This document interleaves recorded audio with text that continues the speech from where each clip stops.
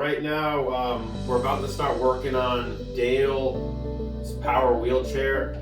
She was given a power chair years and years and years ago by her insurance company, but she hasn't really been able to keep up on the maintenance of it and the repairs. We're gonna rehab it for her completely. We're gonna get it in complete total working condition. We're gonna put new batteries in it, new tires, and we're gonna bring it back to her, and it's gonna look night and day to what it is now. So stay tuned on that. We're about to get to work.